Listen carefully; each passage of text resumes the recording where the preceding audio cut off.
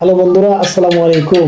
আমরা এই পর্বে জানার চেষ্টা করব সেরিব্রাল ভাস্কুলাইটিস কি, কেন হয়, এর লক্ষণ কি, মডার্ন মেডিসিন বা এলোপ্যাথিক ঔষধ কি, হোমিওপ্যাথিক চিকিৎসা কি হতে পারে, রোগ নির্ণয় টেস্ট কি হতে পারে। সঙ্গ দেওয়ার জন্য অসংখ্য ধন্যবাদ আপনাদেরকে।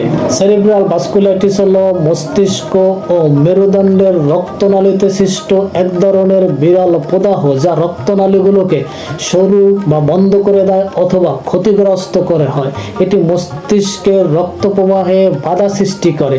ফলে কি হয়? স্ট্রোক হতে পারে, জ্ঞানের বৈকল্য হতে পারে, তীব্র মাথা ব্যথা হতে পারে, স্নায়ুর ক্ষতি হতে পারে ইত্যাদি দেখা দিতে পারে। এটা একটি অটো ইমিউন রোগ, যেমন লুপাস বা সংক্রমণের কারণে হতে পারে। কেন হয়?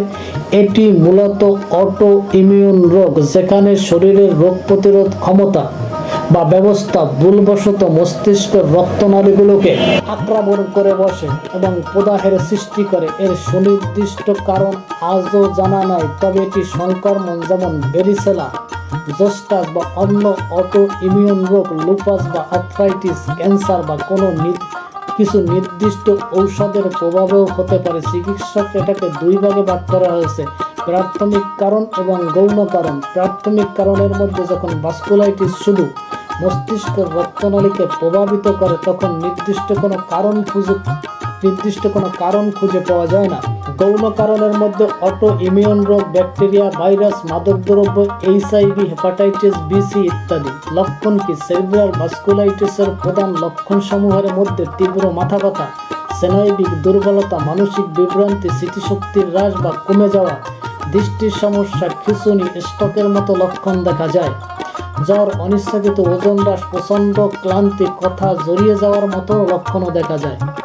চিকিৎসা কি বা মডার্ন মেডিসিন বা এলোপ্যাথিক চিকিৎসা কি? সেরিব্রাল ভাস্কুলাইটিস বা মস্তিষ্কের রক্ত প্রবাহের জন্য এলোপ্যাথিতে চিকিৎসায় মূলত কর্টিকোস্টেরয়েড যেমন প্রেডনিসিলন ইত্যাদি ঔষধ প্রয়োগ করা হয়। এছাড়াও যদি গুরুতর অবস্থায় ইন্ট্রাভেনাস আইভি যেমন মিথাইলপ্রেডনিসিলন ইত্যাদি ঔষধও ব্যবহার করে থাকে।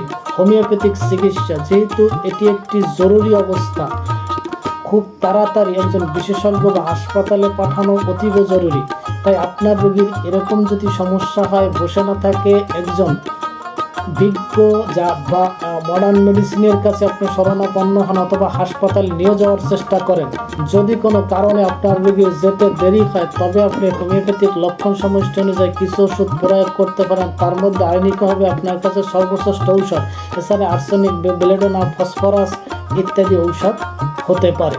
রোগ নির্ণয় টেস্ট কি? সাধারণত সেরিব্রাল ভাস্কুলাইটিস হলে এলোপ্যাথিক ডাক্তাররা কি রোগ বা কি টেস্ট দিয়ে থাকে সেই সব সম্পর্কে বলার চেষ্টা করছে। সেরিব্রাল ভাস্কুলাইটিসের জন্য এমআরআই, সেরিব্রাল এনজিওগ্রাম, সিএসএফ পরীক্ষা করা হয়।